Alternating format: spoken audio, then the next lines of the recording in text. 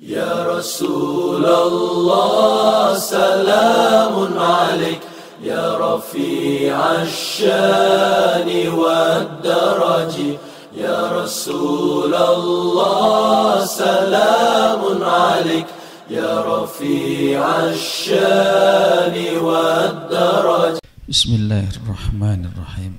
Assalamualaikum warahmatullahi wabarakatuh. Innal hamdalillah nahmaduhu wa nasta'inuhu wa nastaghfiruh wa na'udzu billahi min syururi anfusina wa min sayyiati a'malina. May yahdihillahu fala mudhillalah wa may yudlil fala hadiyalah. Asyhadu an la ilaha illallah wahdahu la syarikalah wa asyhadu anna Muhammadan abduhu wa rasuluhu la nabiyya ba'dah. Allahumma salli wa sallim wa barik ala sayyidina Muhammadin wa ala alihi wa sahbihi ajma'in, amma ba'd. Ingkang kula hormati para alim, para ulama, para kiai, para sepuh, para bini sepuh, Bapak Ibu jamaah tombo hati yang insyaallah dipun rahmati Allah Subhanahu wa taala. Alhamdulillah, tsummal hamdulillah, tsummal hamdulillah. Sampai detik ini Allah masih memberi nikmat yang tiada banding. Arupi nikmat iman, nikmat Islam. Mudah-mudahan kedua nikmat ini bisa kita jaga, kita rawat hingga akhir hayat kita dan meninggal dalam keadaan husnul khotimah. Amin amin ya rabbal alamin. Salawat kanthi salam kaunjuk dumateng Kanjeng Nabi besar Muhammad sallallahu alaihi wasallam. Mugi-mugi kula panjenengan sami saged istiqomah anggenipun nindakaken sunah-sunahipun Nabi Muhammad sallallahu alaihi wasallam, dan mudah-mudahan besok di hari akhirat pikantuk syafaatipun Nabi Muhammad sallallahu alaihi wasallam. Amin amin ya rabbal alamin. Kula niku miwiti niku mesti menyampaikan rasa syukur atas nikmat iman, nikmat Islam niku keranten nggih kathah tiang niku sing subhanallah kadang dimulai dari baik tapi berakhir dengan naudzubillah su'ul khotimah. Bahkan enten sing sampun apal berapa juz tapi nggih ngaten niku tiang niku masyaallah. Makanya dirawat dipun jagi niku menjadi penting saestu. Awale wis duwe hafalan Quran ilang kabeh tambah naudzubillah lah. Nggih niki insyaallah yang akan kita bahas surat Al-Ankabut insyaallah dari 1 sampai dengan 5 insyaallah. A'udzubillahi minasyaitonirrajim. Bismillahirrahmanirrahim. Alif lam mim. Ahasiban nasu ayyutraku ayyakulu amanna wa hum la yuftanun. Ahasiban nasu, apakah orang-orang itu mengira. Ahasiba ini ku mengira orang-orang itu ayyutraku, mereka ditinggalkan, ayyakulu berkata amanna kami beriman, wahum dan mereka itu la yuftanun tidak diuji. Walaqad fattanna alladzina min qablihim, walaqad dan sungguh-sungguh fattanna telah kami uji alladzina orang-orang min qablihim sebelum mereka, dari sebelum mereka. Fala ya'lamanna Allahu, maka untuk Allah mengetahui alladzina orang-orang yang sodaku, yang benar-benar jujur, benar-benar teguh, wala ya'lamannal kadzibin, dan agar Allah mengetahui orang-orang yang berdusta. Am hasibal ladzina, ataukah orang-orang itu mengira ya'maluna sayyi'at, mereka ya'maluna mengerjakan as-sayyi'at, keburukan-keburukan, ayasbiquna luput dari azab Allah, sa'a ma yahkumun, buruk sekali apa yang mereka hukumi itu. Mangkana yarju liqa Allahi, siapa yang berharap liqa'a, bertemu Allah, Allahi, fa inna, maka sesungguhnya ajalallahi, ajalnya Allah, la'atin, sungguh pasti akan datang. Wa huwas samiul alim, dan dia Allah maha mendengar lagi maha mengetahui. Ini yang pertama berkaitan dengan huruf al-muqatta'ah, alif lam mim, kados dene Yasin, kados dene Nun. Pokoknya ayat-ayat yang terputus-putus niku itu ayat atau huruf al-muqatta'ah, huruf-huruf yang terpisah-pisah. Beberapa kali sampun dalam sampaiaken, tapi setiap kali membaca itu ada saja hal-hal baru yang bisa kita dapatkan dari para ulama. Nah, terus misalipun betapa memang ini adalah sirrun min asrarillah, rahasia dari rahasia-rahasia Allah, bahwa menunjukkan Al-Quran itu memang bukan Nabi Muhammad yang membuat, tapi memang kalamullah, adalah firman-Nya Allah. Alif lam mim itu kalau panjenengan angen-angen, ini yang sudah pernah saya sampaikan, mengingat kembali, kenapa kok tidak dibaca alam? Jadi kan di alif lam itu kan dulu tidak ada harokatnya, mboten enten harokatipun, mboten enten syakalipun. Ya, alif lam kalih mim. Kenapa kok tidak dibaca alam? Kan sesungguhnya bisa dibaca begitu kalau orang nggak ada harokatnya. Logika sederhana ngaten. Alif lam kalih mim. Tapi alif lam mim ini unik banget, yang menunjukkan bahwa memang itu namanya sima'i. Sima'i itu langsung didengarkan. Jadi Allah memerintahkan kepada malaikat Jibril untuk menyampaikan kepada Nabi Muhammad, memang bunyinya niku alif lam mim. Kalau orang biasa ada huruf alif, ada huruf lam, ada mim, itu bisa diartikan alam. Kalau tidak tahu seperti alam taro kaifa fa'ala rabbuka bi ashabil fil, niku nggih alif lam mim. Niku makanya ini sifatnya didengar langsung oleh Nabi Muhammad melalui malaikat Jibril. Niku sepindah. Sing nomor kalih jenengan pirsani alif ini unik. Kenapa kok kemudian gini? Nek alif fathah alam, fathah lam, mim fathah ma, lak nggih ngaten to. Kenapa kok enggak dibaca alama? Gitu umumnya kan alif fathah a, lam fathah la, mim fathah ma, kan ngaten to umumnya. Jenengan kalau maos huruf-huruf hijaiyah niku lak mesti enten harokat kan begitu. Orang misalkan berikutnya ahasiban nasu, kan nggih ahasiba, lak nggih ngaten. Tapi ini enggak. Ini tidak, tapi ini alif lam mim. Terus unik malih. Jenengan cek.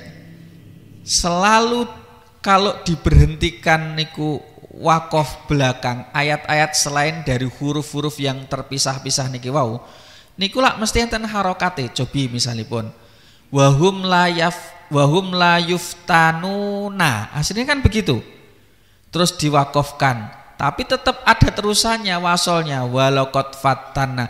Nanti di akhir al-kadzibina, tapi terus kemudian diwakofkan al-kadzibin, tetap enten harokate. Tapi huruf-huruf muqatta'ah niki, huruf-huruf yang terpisah-pisah niki mboten.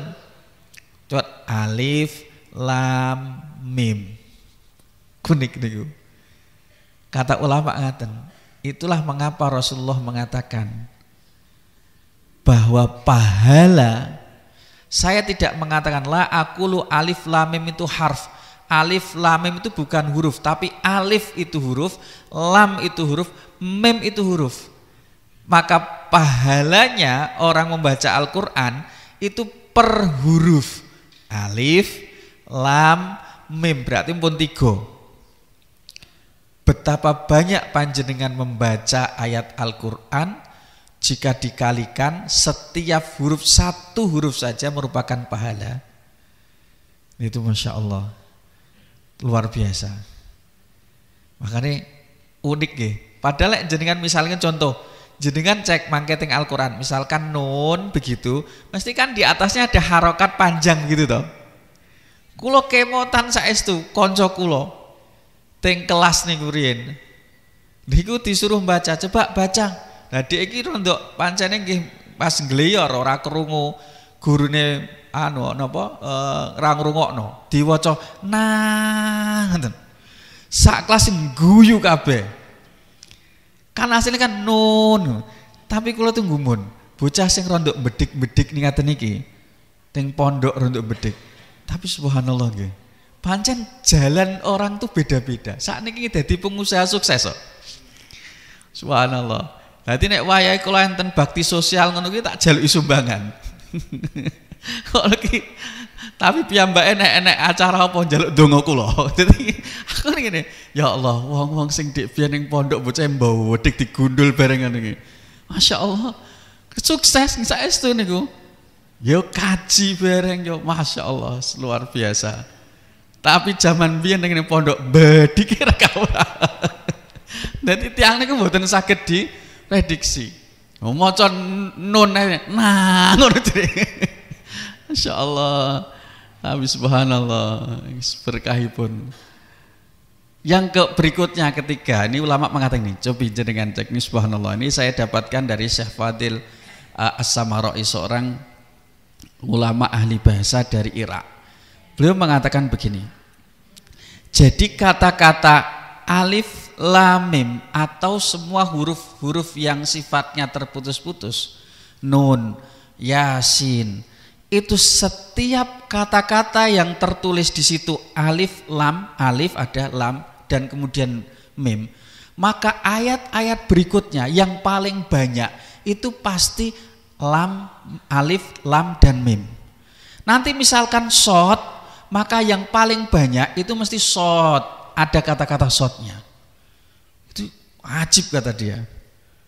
Jadi koyok wis disusun sedemikian rupa. Meskipun kita tidak tahu maknanya, kita kembalikan kepada Allah. Tapi ini menjadi bentuk mukjizatnya Al-Qur'anul Karim. Dan setiap kata-kata yang terputus itu selalu nyambung nanti. Bahasanya itu menjadi, nek coro kasaran ini wong coro bahasa sien itu mesti enak nyambungnya itu. Maka ini bagian dari mukjizat Al-Qur'an yang memang betul-betul turunnya Al-Quran itu berasal dari Allah, kalamullah, bukan Nabi Muhammad SAW yang membuatnya. Lanjut berikutnya, ahasiban nasu ayyutraku ayyakulu amanna wa hum la yuftanun. Nah, apakah orang-orang itu mengira bahwa mereka ditinggalkan begitu saja, mengatakan kami beriman sementara tidak diuji? Maka kata Ibnu Katsir, setiap orang pasti akan diuji kualitas keimanannya. Semakin dia kuat, semakin ujiannya berat. Dan iman, kata Syekh Mutawalli Sya'rawi, bukan hanya perkataan, tapi iman itu adalah juga perbuatan. Makanya sesuatu yang diucapkan belum tentu menjadikan bukti kecuali itu kemudian dipraktekkan baru terlihat. Ada ngomong tok itu kan diampos ngomong tok kan biasanya kan ngaten. Tapi ketika kemudian dia diucapkan lalu kemudian dipraktekkan, maka itu menjadi maknanya sempurna. Jadi di dalam hati iya, dilisankan iya, perbuatannya iya. ngaku beriman tapi ngapunten ora salat berarti belum sempurna. Ngaku beriman tapi wayahe poso Ramadan mboten poso berarti belum sempurna. Orang ngaku beriman cukup uang tidak berzakat, mengeluarkan zakat berarti belum sempurna keimanannya. Makanya nyun sewu, setiap orang nanti akan diuji pasti terkait dengan apa yang diimaninya. Maka zaman dulu gambaran sederhananya Nabi Muhammad SAW ketika Isra Mi'raj juga semua orang tidak ada yang meyakininya karena dianggap tidak masuk akal. Tapi kemudian kata-katanya Nabi Muhammad diimani oleh Abu Bakar As-Siddiq radhiyallahu an. Jadi apapun yang engkau katakan wahai Rasul, maka aku akan mengimaninya. Nah, itu contoh gambaran iman yang kemudian selain di dalam hati diucapkan dan mempercayai apa yang kemudian disampaikan oleh Rasulullah. Karena gambarannya beliau meyakini kalau itu yang menjalankan Allah. Subhanalladzi asra bi abdihi, hambanya itu dijalankan, bukan kemudian dia sendiri yang berjalan. Maka kalau panjenengan misalipun gendong bayi ngeten nggih, kan mesti ringan. Tapi lek panjenengan gendong wong sing sampun gede, langgih abot. Nah, orang gendong sing abot niku kan tergantung kekuatannya. Kalau semakin orang itu kuat, gendongnya nggih semakin kuat. Ini gambaran sederhana.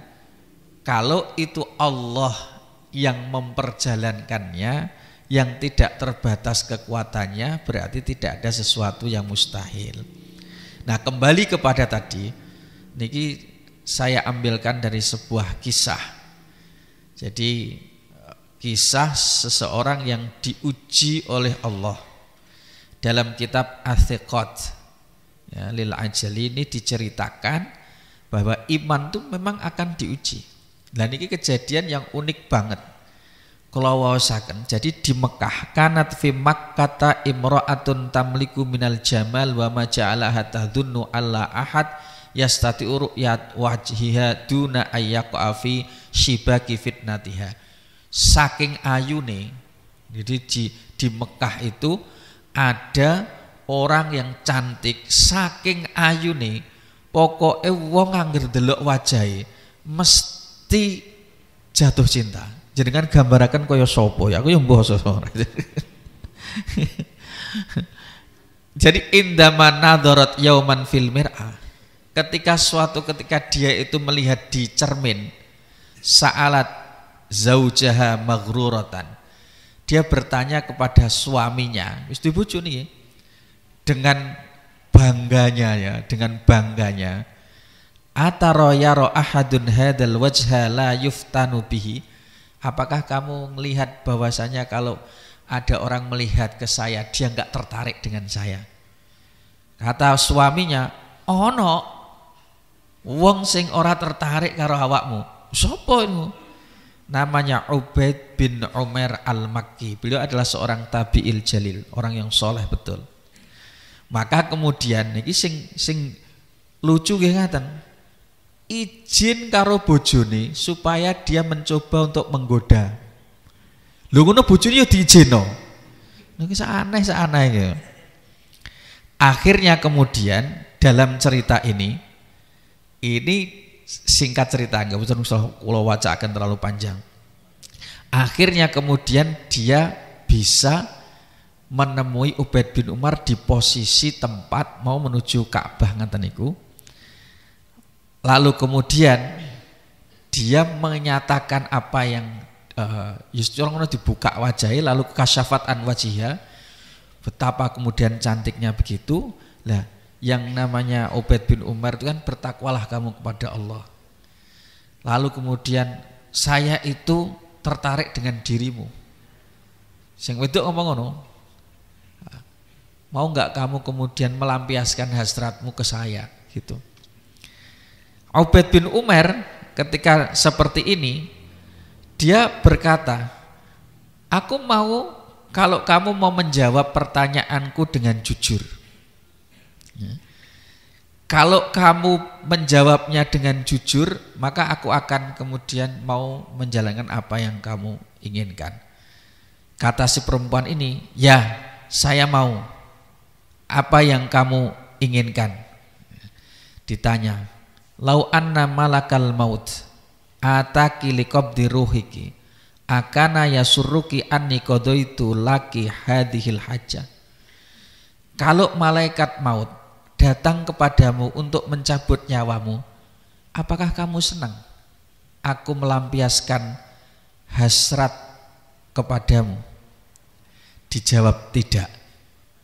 Saya bertanya, kalau kemudian kamu didudukkan di kuburan untuk ditanya pertanggungjawabanmu, apakah kamu suka kalau aku melampiaskan hasratmu itu kepadamu? Tidak. Andaikan lau o'titi kitabaki wala tadrina ahwa biyaminiki ambishimaliki. Kalau kemudian kamu diberi buku catatan amal, dan kamu nggak tahu sebelah kanan atau sebelah kiri nanti kamu akan diberi, apakah kamu suka kalau kemudian aku melampiaskan hasratku kepadamu? Enggak. Kalau kemudian kamu akan melewati jembatan Sirat niku, dan kamu nggak tahu apakah kamu nanti selamat atau tidak, apakah kamu suka kalau aku melampiaskan hasratmu kepadaku? Enggak. Kalau kemudian kamu nanti dihisap dan kamu nggak tahu timbangan itu, apakah amalmu itu lebih berat ataukah kemudian justru keburukanmu atau amal kebaikanmu itu ringan, apakah kamu senang kalau aku melampiaskannya ke dirimu? Enggak. Masya Allah. Kalau kamu dihadapkan di hadapan Allah, diminta pertanggungjawabanmu di hadapan Allah, apakah kamu senang kalau aku melakukannya itu untukmu? Enggak, katanya. Maka kemudian dia mengatakan, sodakti, kalau begitu kamu benar. Ketika itu langsung kemudian dia mengatakan, ittaqillah ya amatallah faqad an'amallahu alaiki wa ahsana ilaiki. Takutlah kamu kepada Allah. Allah sudah memberi nikmat kepadamu dan berbuat baik kepadamu. Akhirnya kemudian pulang dia. Ketika pulang sampai rumah niki, niku nggumun Pak bojone. Sing lanang niki, lagi kena apa bojoku? Kok berubah koyo ngene iki? Sampai kemudian apa yang dilakukan oleh Ubaid bin Umar kepada istri saya? Kok dia sampai mengatakan anta battolun wa nahnu battoluna. Kamu itu pengangguran, corongatan. Kita itu juga pengangguran. Artinya menyia-nyiakan waktu, tidak untuk ibadah. Akhirnya berubah menjadi orang yang sregep sholat, poso, ibadahnya, ketaatannya kepada Allah. Sampai suaminya ini mengatakan, mali wali Ubaid bin Umar. Kenapa ini Ubaid bin Umar nih? Afsada alayya mra'ati, sudah merusak istri saya. Kanat kula lailatin arusan fasayyaraha rahibah. Sadurunge bojoku iki dadi pengantin anyar terus angger bengi. Lah kok saiki dadi pendeta. Masya Allah. Nah, terus ngaten. Ini contoh sederhana ketika diuji oleh Allah tapi Allah melindunginya. Justru bisa merubah orang yang kemudian mau menguji tingkat keimanannya. Maka wasiatnya Ibnu Abbas radhiyallahu an, wasiatnya Rasulullah kepada Ibnu Abbas niku kalau ngendikan dinasihati, jadi dia posisi sedang berjalan belakang Kanjeng Nabi kemudian menasihati Ibnu Abbas. Katanya, ya gulam, wahai anak, cah cilik, ini u'allimuka kalimat, aku ajari beberapa kalimat. Ihfadillah yahfadka, jagalah Allah, niscaya Allah akan menjagamu. Ihfadillah tajidhu tujahaka, jagalah Allah, niscaya engkau akan mendapatkan di depanmu. Loh, pertanyaannya ngaten, loh Gusti Allah kok dijogoi piye? Kan Allah tuh nggak butuh penjagaan, justru kita yang butuh dijaga. Wala ya'uduhu hifduhuma wa huwal aliyul azim. Allah tuh kan yang menjaga seluruh alam. Masa Allah kemudian dijaga? Kan ya nggak masuk akal. Nah ini kalau memaknai hadis ini letter luck niku ya ndak kena. Makanya kata ulama kemudian memberikan penjelasan dari syarah hadis ini bahwa yang dimaksud dengan jagalah Allah itu adalah ihfadillah fi awamirihi wa nawahihi. Jagalah Allah di dalam perintah-perintahnya dan larangan-larangannya, termasuk hak-haknya untukmu. Jadi kalau panjenengan menjaga sholat, menjaga puasa, zakat kalau mampu zakat, haji jika mampu haji, niku saja dijaga perintah-perintahnya Allah dan menjauhi kemudian larangannya, maka Allah kemudian akan menjaga kita.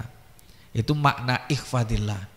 Terus dan kalau disebutkan dalam banyak syarah niku, menjaga itu ternyata juga termasuk salah satunya menjaga Allah itu supaya Allah itu tidak disifati dengan sifat yang tidak sesuai. Contoh, Allah tidak mungkin tidur, tidak mungkin ngantuk. Nek kula panjenengan sami mesti ngantuk, mesti pernah tidur. Apa maneh biasanya ning pengajian, apa maneh sholat Jumat. Ngantuk mesti ngantuk. Manungso ini kalau mesti ngantuk. Kalau menjenengan hati toh nggih nyekeli HP terus kemudian ngantuk, HP ini ceblok. Ini sering. Nah, Allah itu tidak ada ngantuk, tidak ada tidur. Niku contoh sederhana. Jangan sampai menisbatkan seperti ini kepada Allah. Kalau dinisbatkan kepada Allah itu berarti sama saja tidak menjaga Allah, menjaga kesucian Allah. Nah, itu contohipun yang sifatnya kepada sifatnya Allah. Tapi juga yang sifatnya kewajiban-kewajiban yang dibebankan kepada kita, kados diwau salat, zakat, puasa, haji. Maka yang kemudian ketiga termasuk kata ulama yang dijaga itu adalah agama Allah, dalam arti ketika tidak hanya menjalankan perintahnya tapi juga menjauhi larangannya, maka Allah akan engkau dapatkan di depanmu. Tujah niku artinya wajah kados ngaten iki. Loh, apa Allah kemudian enggak menjaga di belakang, di samping, kemudian di kiri? Mboten, maksudipun adalah Allah itu dekat. Makanya sampai ulama mengatakan kalau kita mau menjaga hukum-hukumnya Allah, maka Allah akan sangat dekat kepada kita, yang disebut dengan wali. Jadi Allah yang akan menjadi penolong kita. Niku pun kuat saestu, subhanallah. Kalau kita mau menjaganya, menjaga perintah-perintah Allah, larangan-larangannya, fa insyaallah Allah juga akan kemudian menjaga. Salah satu yang paling rendah kata ulama, kita dijaga dari keburukan-keburukan yang ada di dunia ini. Karena nyun ngapunten sekarang ini Masya Allah banyak sekali kejahatan-kejahatan. Termasuk hifdzul azman wal awqat, menjaga waktu, menjaga masa untuk kita pakai waktu itu kepada ketaatan kepada Allah Subhanahu wa taala. Itu termasuk menjaga Allah. Jenengan dipun paringi nikmat berupa waktu. Niku kalau kemudian dihargai, Allah pun juga akan menjaga kita. Misalipun contoh, hari ini panjenengan rawuh datang pengajian ini. Ini berarti termasuk diantara menjaga waktu. Karena mengisi waktu yang mungkin boleh jadi waktu yang sekarang ini jika tidak dipakai untuk kemudian satu kebaikan, maka bisa jadi akan menyebabkan kepada keburukan. Atau kita enggak tahu bahwa ajal Allah itu dekat. Kados winginane Pak, subhanallah. Mahasiswa kula dan datang Wonogiri niku yang kecelakaan datang Burno, mau menghadiri hari santri. 2 orang cewek niki boncengan. Entah gimana nyenggol napa niku becak napa pripun, akhirnya ditabrak mobil dari belakang.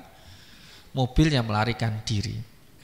Teman dosen niku nggih sami-sami lewat tuh krungu jerite mergo kados dene patah. Dirujuk kemudian di Sumberjo, mboten ngatasi di Surabaya, kemudian meninggal dunia. Jenengan niku sing paling kula anu napa? Bocah niki nek kuliah, kula kan ngulang, niku selalu duduk di depan. Nek ngarep terus. Nah, kula paham menapa? Kalau ada diskusi selalu aktif dan bertanya. Kula ya Allah, wong kadang nek apik ngene iki lho. Gusti Allah nek njupuk cepet ya Masya Allah. Nah temannya yang satu nggak alhamdulillah niku mboten napa-napa.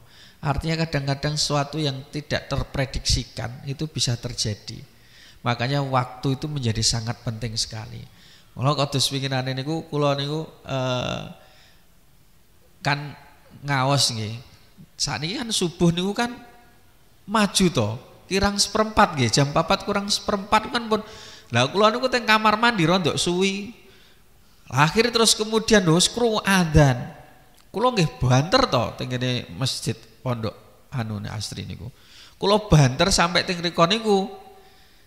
Kula niku badhe salat sunah. Lah kok ngono karo Bilal wis dikomati to. Oh alah Bilal batin kula aku lho jek salat sunat. Akhirnya langsung dadi imam. Mboten iso kula pun Allahu Akbar takbir niki. Akhirnya kula batal to. Lho ngaten niku subhanallah nggih. Masyaallah. Maksudku ki wis ngerti aku pe salat mbok dikiwane sik ora usah di. Kene ki waktu itu kan sangat berharga sekali. Senaosa memang diperbolehkan sesudah kemudian sholat subuh karena tadi belum sholat sunnah.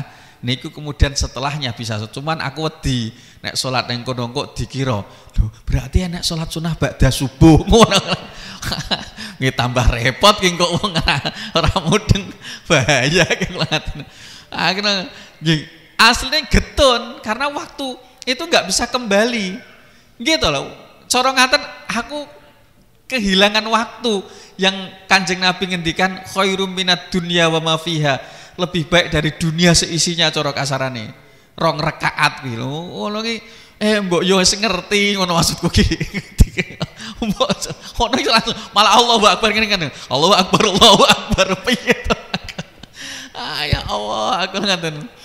Jadi menjaga waktu itu menjadi sangat penting sekali. Subhanallah, berkahnya waktu itu luar biasa.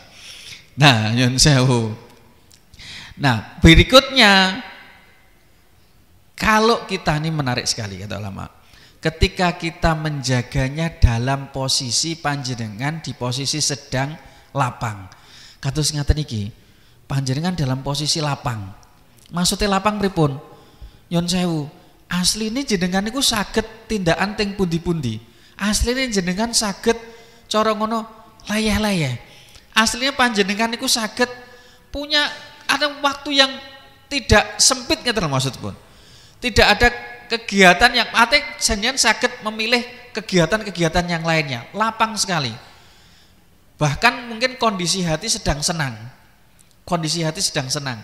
Misalnya kok tanggal 6 bar gajian misal nggih. Nek sing swasta misalnya kok alhamdulillah tokone ndek iki ya rame misalipun. Alhamdulillah jenengan posisi sehat misalnya. Niki kondisi lapang. Ketika kita menjaga perintah-perintah Allah di posisi lapang, maka ketika panjenengan di posisi susah, disitulah Allah kemudian akan menolong kita. Nah niku sing kemudian orang tidak dipahami. Kapan kemudian ketika di posisi kita susah, lalu kenapa kemudian tidak datang pertolongan dari Allah? Ya karena ketika dari posisi lapang orang itu sering lupa. Tiang niku nek seneng niku kan lali to, Pak. Tapi nek susah lagi iling. Nggih. Niku beda kalih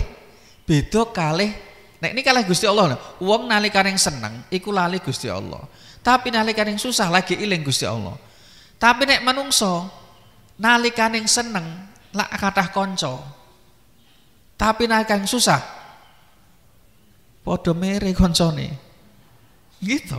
Tapi nek Gusti Allah, tapi subhanallah, Allah niki lho masyaallah, senaosa ngaten nggih panggah tetep bae nek hambanya itu datang ya tetep kemudian didekat. Cuma ini logikanya kata dalam hadis, terus kemudian ulama memberikan penjelasan. Kamu akan sangat mudah sekali ditolong oleh Allah ketika di posisi kamu lapang, kamu menjaga Allah. Dalam arti perintah-perintah Allah itu kamu kerjakan, kamu jaga. Lanjut berikutnya. Walaqad fattannal ladzina min qablihim falaya'lamannallahu alladzina shadaqu wa laya'lamannal kadzibin. Dan sebelumnya itu semua orang sudah pasti diuji. Makanya bukan kula panjenengan sami. Gambaran ujian niku lak mesti ana sing enak mboten sing enak. Cuma gambaran sederhana ngaten. Panjenengan tidak akan merasakan nikmatnya minum air ini kalau tidak di posisi haus. Panjenengan tidak akan merasakan nikmatnya makan kalau kemudian tidak di posisi lapar. Nggih kados ngaten. Diuji oleh Allah supaya terus kemudian jenengan bisa merasakan nikmatnya bagaimana kemudian kenikmatan ketika jatuh terus kemudian di posisi tidak jatuh. Jenengan boten saged ngraosaken enake sehat nek boten ngraos loro. Itu begitu. Jadi Allah tuh ngasih peringatan supaya kita merasakan bagaimana nikmatnya kita sehat kalau kemudian kita tidak sakit.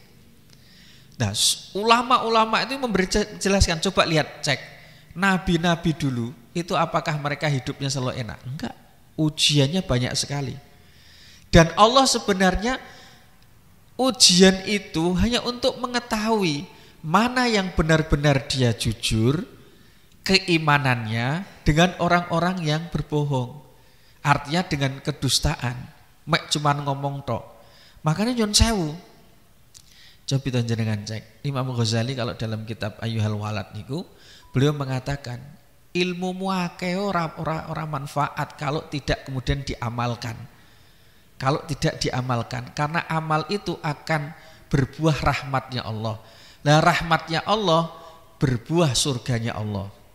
Jadi gini bahasanya, ilmu yang kita dapatkan itu kan senjata, kados ini senjata. Umpomo nek bahasane Imam Ghazali ngasih gambaran, kowe nggo senjata banyak. Terus kemudian di gurun pasir itu ada serigala-serigala. Apakah kemudian kamu bisa selamat kalau senjatamu itu tidak kamu gunakan? Mboten saged. Serigalane mbiyen mere kan jenengan gusak dengan senjatane jenengan. Jenengan panah, jenengan kemudian kalau bawa panah, kalau bawa parang ya diparang. Ilmu nggih ngaten niku. Dia enggak ada manfaatnya kalau tidak kemudian diamalkan. Makanya rahmate Gusti Allah niku berkaitan dengan amal. Jadi nek beramal baru ada rahmat Gusti Allah. Senaoso kita masuk surga itu bukan karena amal kita, tapi keranten rahmatipun Gusti Allah. Bulan bali ini pun kula sampaikan. Jadi orang kalau masuk surga digambarkan gambaripun ngaten lho, rahmat itu kalau saya gambarkan kok bisa ndak bisa masuk surga dengan amalnya, karena hadisnya ngaten. Sampai pun Rasulullah mboten saged masuk surga karena amalnya. Karena amal niku boten sesuai kalau dibandingkan dengan surga. Cara kasarane kalau teng donya misalipun jenengan tumbas daharan regone 15.000, jenengan sukani 15.000, jenengan dikasih sesuai dengan porsinya 15.000. Tapi untuk surga boten saged. Contoh jenengan diberi usia sampai 60 tahun. Jenengan dikasih usia sampai 60 tahun. Kinten-kinten dari umur pertama sampai dengan 60 tahun. Sing bener-bener khusyuk ibadah kangge Gusti Allah niku berapa tahun? Kinten-kinten lho nggih. Wong kula panjenengan sami niku nyuwun sewu. Salat mawon lho. Ha jenengan cek mau dik subuh. Khusyuk napa mboten kira-kira? Rakaat pertama khusyuk. Rakaat kedua ambiar. Gitu. Walane sesudah sholat kita masih istighfar, astagfirullah. Makanya dengan cek duhur. Artinya kalau mau dihitung-hitung, niku mboten pas untuk masuk surga itu mboten pas amal kita. Wong nikmat mata saja mengambil 100 tahun kok Pak. Nikmat mata niku mengambil 100 tahun. Nah, padahal usia kita ini rata-rata tidak ada yang sampai 100 tahun. Maka amal kita itu tidak bisa masukkan ke surga. Tapi karena rahmatipun Gusti Allah, contohipun pripun? Contohipun, misalipun jenengan tumbas masuk tenggene warung. Regone asli 15.000, tapi kalih tiange niki jenengan disukani ndok dikei wak pitik. Pak, aku mek tuku lemar mboten napa-napa kangge jenengan. Niku namanya kemurahan orangnya. Nah, Allah itu lebih murah dari niku. Kula misalipun nggih bangun tek guri, hitungan guri. Kula teko teng kanca kula, keranten kanca kula sing anu. Asli nih regone niku sekian juta. Tapi konsul kula mboten purun dibayar kecuali mek seprapate. Asline kula ya sungkan, tapi ya enak. Tapi nggih sungkan to ngaten niku. Aja ngono to. Kalau mboten napa-napa Pak Ustaz, wis pokoke mboten napa-napa. Pun niki mawon mboten napa-napa. Niki lho piye awakmu iki lho. Kalau kan nggih mboten enak. Lah kalau manusia saja bisa murah seperti itu, maka apalagi dengan Allah. Nah, rahmatipun Allah niku seperti itu. Tapi untuk dapat rahmat Allah niku harus beramal. Yen saya lho nggih. Lah beramal itu tidak hanya amal secara fisik, tapi amal juga secara hati. Amal hati niku napa? Husnudzon, tidak hasud, tidak iri, tidak dengki. Niku hati itu juga beramal. Nek kados ngaten niki beramal secara fisik panjenengan kan. Beramal secara pikiran, ngaji, taklim, niku beramal. Tapi hati niku nggih sifatnya beramal. Ngaten. Terus amalan-amalan niku kalau ketika kita amalkan niku akan berbuat namanya berbuah rahmat. Lah rahmat ini yang akan mengantarkan kita ke surga. Masya Allah. Nah, terus niki gambaran sederhana kalau Allah itu menguji juga orang-orang yang terdahulu. Gak ada orang yang tidak diuji supaya untuk mengetahui seberapa kualitas imannya. Kados dene kula sampun sampaikan. Aslinya apa Allah tidak tahu kualitas iman kita? Tahu. Saya sebagai guru nggih ngerti Pak kualitas murid-murid saya, mahasiswa saya ngerti karena secara proses pembelajaran pun ngerti. Asli ini pun misalnya pun mboten usah ujian, aku iso nilai. Tapi kemudian diuji seberapa untuk kemudian tidak ada cara bahasanya sekarang tidak ada dusta di antara kita. Allah sebenarnya tahu, tapi diuji untuk melihat seberapa jauh sih sebenarnya kemampuan kamu. Guru niku pasti ngerti. Murid iki asli kemampuane sakmene, kemampuan iki sakmene, kemampuan iki sakmene, kemampuan sakmene. Tahu. Mulane kula niku masyaallah. Kadang-kadang niku misalipun nggih sekelas mahasiswa S2. Kula paringi tugas untuk buat makalah. Makalahnya kok apik ngene. Ngono iki sing gawekno sapa ngene ngerti. Hajal saiki tak kon presentasi. Ha sing diwaca niku ora ngerti apa sing diwaca. Lah kok aneh to. Dhek sing gawe tapi dhek dhewe sing ora paham apa sing disampaikno. Lho ngaten niku contoh sederhana. Paham Pak kula ngaten niku. Bocah sakniki pinter-pinter ngangge AI niku lho Pak. Halah pokoke kabeh dijawab karo Google pokoke. Masya Allah, ngeri kalau nih sampean. Awalnya nih kan, bocah kok pinter-pinter ngene ya. Tapi bareng kemudian aja jajal dipresentasikno, yo Pak nggak ngerti. Oh alah, bocah saat ini kalau sekat niki. Makanya nyun sewu, lari-lari saat niki, seneng Pak, nek ujian online. Paling gak seneng nek ujian langsung, atau dia mboten seneng. Soalnya nek ujian online langsung iso buka internet kalau jalan jawabannya apik-apik. Masya Allah. Niki. Nah, berikutnya am hasibal ladzina ya'maluna sayyi'at ayasbiquna sa'a ma yahkumun. Apakah mereka mengira bahwa orang-orang yang berbuat buruk itu luput dari hukumnya Allah? Mboten saged. Nek basa wong basa Bojonegoro, lah kok nyimut kowe? Kok jane ini niki dalam surat An-Najm. Wa allaisa lil insani illa ma sa'a wa anna sa'yahu saufa yura. Manusia itu akan mendapatkan sesuai yang diupayakannya, amalnya itu. Dan yang diupayakan besok di hari akhirat akan diperlihatkan. Dan Allah akan membalasnya dengan yang sesuai. Loh, tadi Ustadznya bilang katanya amal, nyon sewu, katanya amal tadi itu tidak sesuai untuk masuk ke surga. Lah kok terus kemudian di akhirat kok ini sesuai dengan yang diupayakan? Ngaten loh, nyon sewu. Ini kata lil insan itu maksudipun lil milki. Jadi misalipun kan panjenengan sekarang ngaos, itu panjenengan dapat pahala milik panjenengan. Tapi besok di hari akhirat, ini pendapatnya Syekh Mutawalli Sya'rawi. Memang ada dua pendapat yang amalnya itu yaitu orang lain tidak bisa memberikan kebaikan untuk orang lain. Oh bisa kalau Syekh Mutawal Sya'rawi. Contohnya pun kados Kanjeng Nabi Muhammad. Kanjeng Nabi Muhammad itu memberikan syafaat.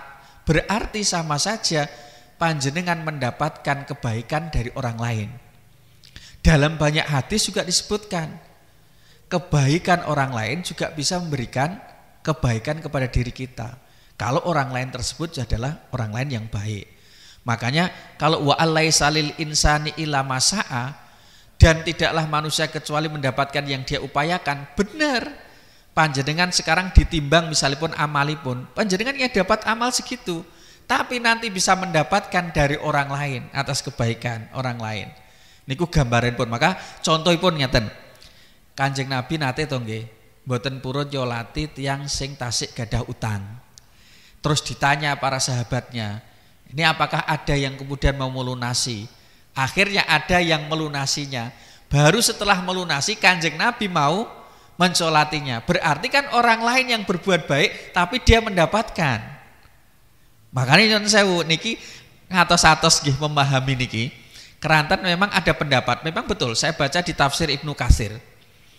Ayat yang berbunyi wa alaisa lil insani illa masa'a, dan tidaklah manusia mendapatkan kecuali yang dia upayakan. Itu kata Ibnu Katsir, menurut Imam Syafi'i, baca surat Al-Quran itu yang ditujukan oleh untuk orang mati itu enggak sampai. Tapi Yun saya ulung ya, ini ampun dipotong. Dipotong. Memang ada dua pendapat. Tapi kalau panjenengan madhab Syafi'iyah yang mengikut Syafi'i seperti Imam Suyuti itu menyatakan sampai. Kalau yang berpendapat dengan ayat ini tidak sampai, monggo. Tapi jangan menyalahkan yang mengatakan membaca ayat Al-Quran itu sampai. Saya ambil dari pendapat misalipun lembaga fatwa Mesir. Niku diterangkan sekali. Dari mulai madhab Hambali, yang pengikut madhab Hambali mengkhususkan satu kitab terkait dengan ini, bahwa membacakan ayat Al-Quran, doa itu sifatnya itlak. Itlak itu umum, termasuk baca Al-Quran itu bagian dari doa. Maka orang ketika mendoakan dengan wasilah baca Al-Quran itu kemudian dihukumi sampai. Tapi kalau yang berpendapat itu tidak sampai dengan ayat Al-Quran ini, dengan dasar ini nggih monggo, artosipun ojo sampai memberikan nopo bahasane ngelokno sing meyakini bahwa itu sampai itu salah, karena mereka juga punya dalil, termasuk hadis yang mengatakan bacalah pada orang-orang yang meninggal surat Yasin, termasuk hadis Kanjeng Nabi orang yang sudah meninggal di atas kepalanya dibacakan surat Al-Fatihah. Dan ini memang hadis-hadisnya begitu. Makanya kemudian banyak ulama juga yang berpendapat, bahkan termasuk Ibnu Taimiyah sendiri yang memberikan penjelasan bahwa orang membacakan Al-Quran kepada orang yang meninggal maka pahalanya tetap sampai. Maka kalau kemudian yang berpendapat begini ya diyakini, tapi yang kemudian berpendapat tidak sampai nggih monggo, tapi jangan sampai menyalahkan yang meyakini bahwa itu sampai. Niki perbedaan ulama. Nah itu sama-sama didasarkan pada ayat Al-Quran wa alaisa lil insani illa ma sa'a. Niku makanya memaknai ayat Al-Quran ini mboten sederhana. Mulane kula kados ngaten niki kula waos riyen tafsirnya seperti apa, pendapat ulamae kados pundi. Mboten kok idep-idep ngaten nyun sewu. Karena idep-idep terus kemudian oh iki berarti anu yo ora oleh yo.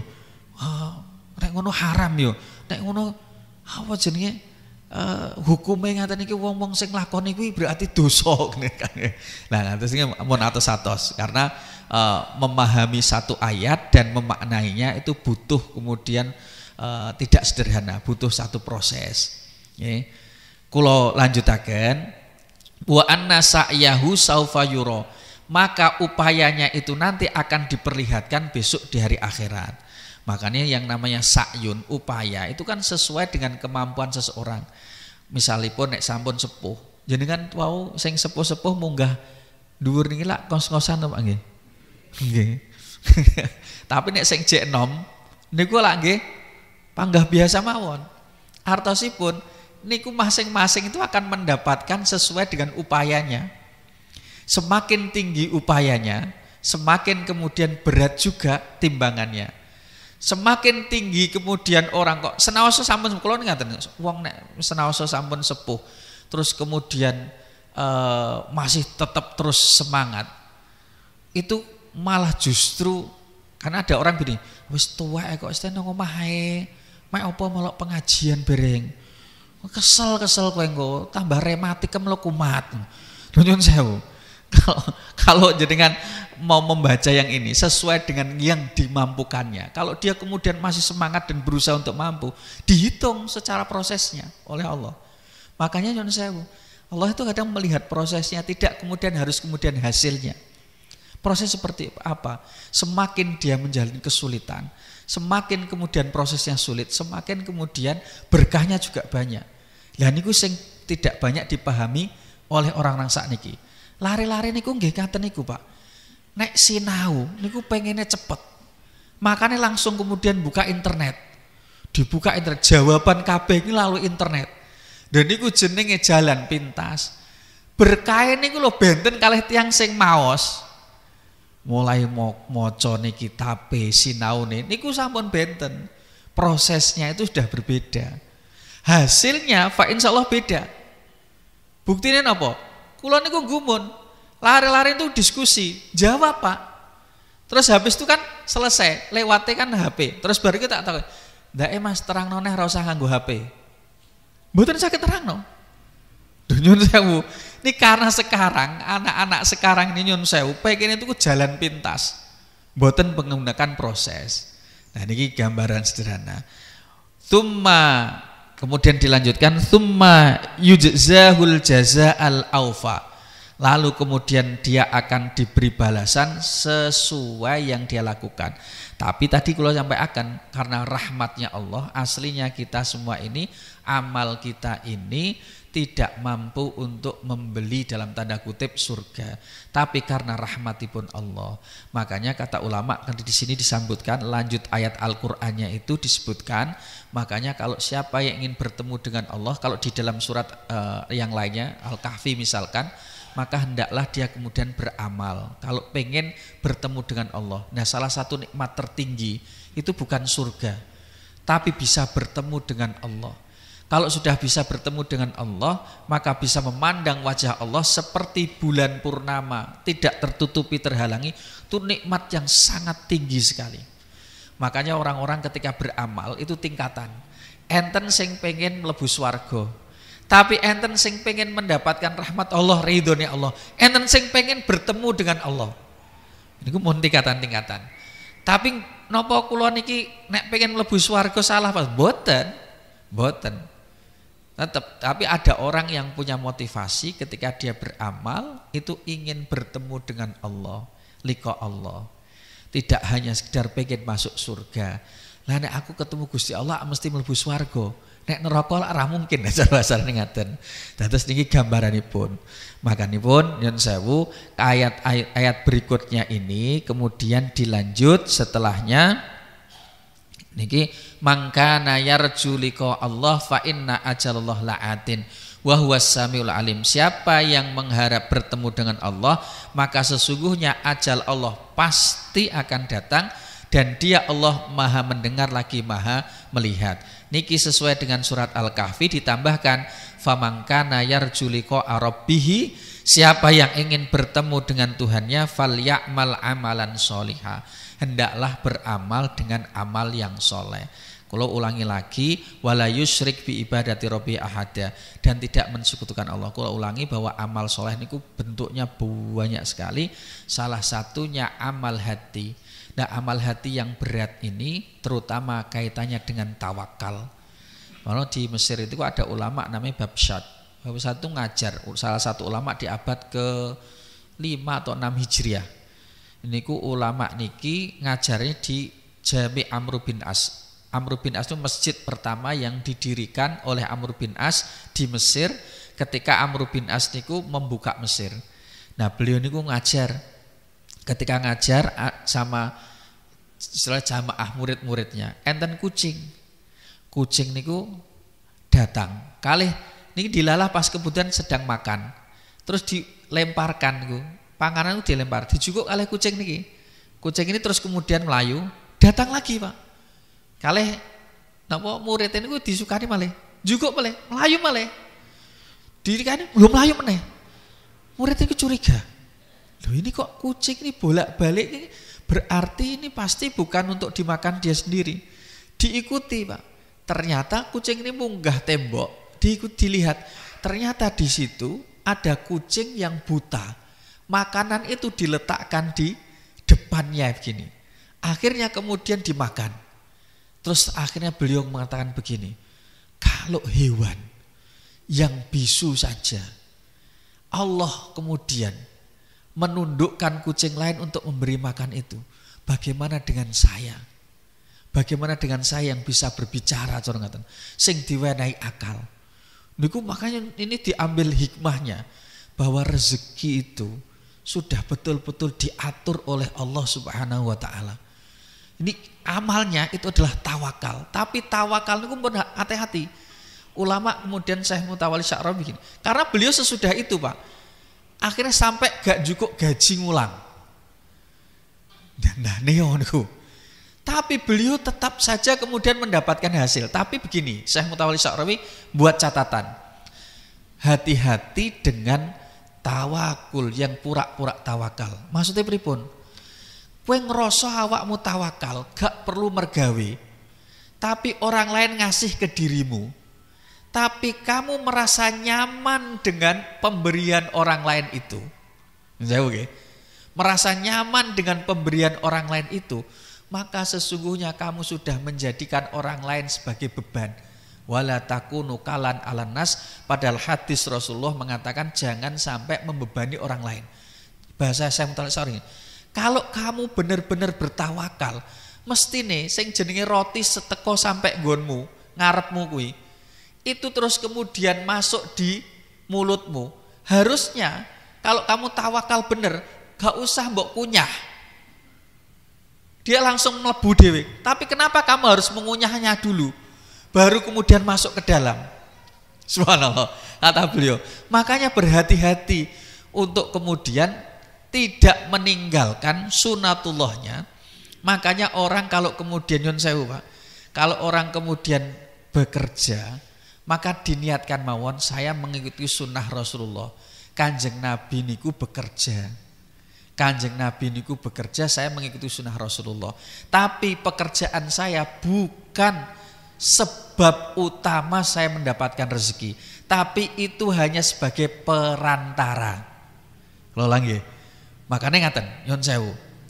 Kalau panjenengan ke dokter, lalu kemudian diberi obat, maka yakinkan bukan dokter yang memberikan penyembuhnya, tapi itu hanya perantara.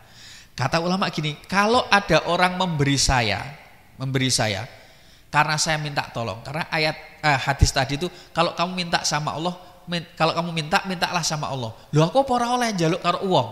Apakah saya nggak boleh minta sama orang? Kata ulama, boleh ketika orang itu mampu, ketika orang itu nggak mampu, mintalah sama Allah. Tapi kemudian jadi catatan, meskipun orang itu mampu, yakinkan. Misal contoh nih, sekecil apapun, saya minta tolong aku buka noiki, aku gak kuat. Ketika orang bukakan tutup botol ini ke saya dan dia mampu, maka saya meyakini kalau dia mampu membukakan tutup botol ini, maka sesungguhnya Allah mengizinkan dia untuk mampu membukakan tutup botol ini. Ngaten nggih. Jadi ini hanya sebagai perantara manusianya. Kenapa kok harus begitu? Oke, supados niki nilai tauhid. Supados tiang niku tidak fokus pada sebabnya. Cara ngaten jenengan misalipun nandur, kan milih wiwitipun benihnya yang terbagus. Ditandur, dipupuk, bakdo niku yakinkan sudah bahwa sing ngodot tanduran niku Gusti Allah. Mboten keranten pupuke, tapi sing ngodot niku Gusti Allah. Yang besok panen, yang membuat panen nggih Gusti Allah yang menyebab panen niku. Nah niku jenenge tawakal, niku amal hati. Niku wangel saestu. Napa malih kok rezeki itu yakin bahwa sudah dibagi. Makanya sampai Bisra Haris Al-Hafi niku nek ngendikan ngaten. Ilam yu'tika ma laisa laka, maka kata beliau, kalau kemudian kamu tidak mendapatkan yang bukan milikmu, maka dia tidak akan menghalangi dari yang menjadi milikmu. Kalau ulangi nggih. Kalau dia Allah tidak memberikan yang bukan milikmu, maka yakinkan bahwasanya Allah itu tidak akan menghalangi yang menjadi milikmu. Karena rezeki ini sampun kemudian dibagi-bagi. Coba cek jenengan, ngapunten saestu. Nek wis wayahe niku rezekine jenengan. Wong kaya piye dah ape njukuk rezekine jenengan? Mboten saged, Pak. Tapi nek niku mboten wayahe milike jenengan, mbok diupayakno kados napa mawon, nggih mboten saged. Wis diusahakno kaya piye nggih mboten saged. Niku diyakini betul. Makanya nikmati mawon. Kalau kemudian kita sudah berusaha, yakinkan kepada Allah. Dan ini termasuk amal hati. Amal hati yang susah niku tawakal. Tawakal kepada Allah, nyerahkan betul-betul kepada Allah. Nek wayahe metu, Pak, sing jenengan genggem kaya apa nggih metu. Wong niki winginane TU kula niku. Lara niku lara kulit ngaten niku. Mbak, kamu kok anak apa? Ngaten niku nyuwun sewu. Teko ning dokter kulit, didelok toke bayar 150 Pak iki. Mbek obat entek 500.000. Dadi wayahe metu, kuwi ra iso mbok cekel. Wayahe medal. Tapi ugi semanten, wayahe teko niku lho, tiyang ngape ngalangi kaya napa, nggih mboten saged. Dan niku amal-amal hati kados ngaten iki penting sekali, tapi jangan lupa kemudian dibarengi dengan amal-amal fisik untuk mendapatkan keberkahan dari Allah Subhanahu wa taala. Mudah-mudahan apa yang saya sampaikan ini bisa bermanfaat untuk diri saya sendiri khususnya dan juga hadirin sekalian. Monggo kita tutupkan wawasan istighfar 3 kali. Astaghfirullah Rabbal baraya. Astaghfirullah minal khotoya. Rabbi zidni ilman nafi'an wa wafiqni amalan sholihan.